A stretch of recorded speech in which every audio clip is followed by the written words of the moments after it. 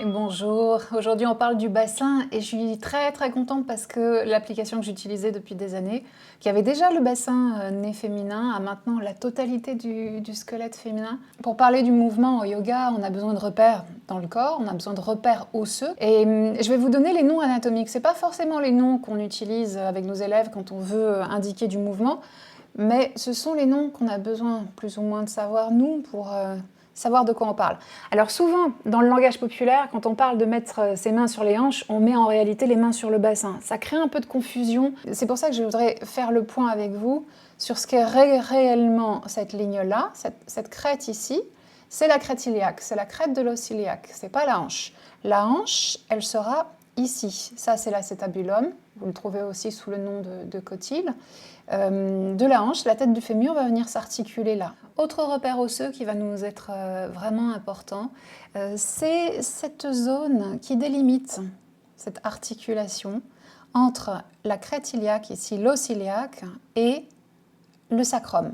Cette zone-là, c'est une articulation, et vous voyez qu'il y a un décrochage, c'est-à-dire que le sacrum est plus enfoncé, il est plus vers la face antérieure du corps, et que les os iliaques à l'arrière sont proéminents.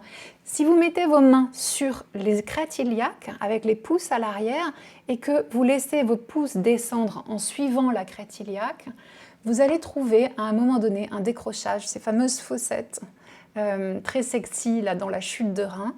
Et ce décrochage-là, c'est la jonction, c'est l'articulation entre l'os iliaque et le sacrum. Voilà maintenant un autre repère dont on a besoin, qui nous permet, nous, de voir sur nos élèves ou de sentir sur nos élèves ce qui se passe, quelle est la position de leur bassin dans différentes postures. Le nom précis de cette protubérance osseuse, c'est l'épine iliaque antéro-supérieure. Épine iliaque antéro-supérieure, E-I-A-S. Pourquoi épine? Parce que c'est cette proéminence osseuse là. Vous voyez que c'est pas très épineux, que ça pique pas beaucoup.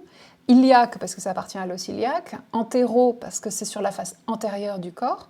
Et supérieur parce que par rapport à l'ensemble du bassin, ça se trouve plutôt en haut. Dans Tadasana, souvent j'entendais monter les hanches. Et je me demandais vraiment comment on pouvait monter les hanches, puisque la hanche, elle est, quand on est debout, elle est fixe, elle ne peut plus bouger, elle ne peut pas monter en hauteur par rapport au sol. Et en réalité, il s'agissait pour ces personnes-là de cette zone-là, mais souvent on parle de la hanche en lui proposant de monter, et en fait c'est une intention de rétroverser le bassin, mais ça j'en reparlerai dans une autre vidéo. Un repère osseux que vous connaissez bien évidemment, c'est le coccyx. Et puis le dernier qui nous importe, c'est la symphyse pubienne ici, ce qu'on appelle le pubis en général, mais qui est une articulation avec du cartilage, avec du ligament. Et pardon, j'ai oublié, je ne sais plus si je l'ai déjà dit, la pointe des ischions, pointe entre guillemets, des ischions qui nous permet évidemment de nous repérer dans le corps, de donner des intentions, de monter, de s'asseoir sur la pointe des os, du bassin ou des fesses, selon comment on l'appelle.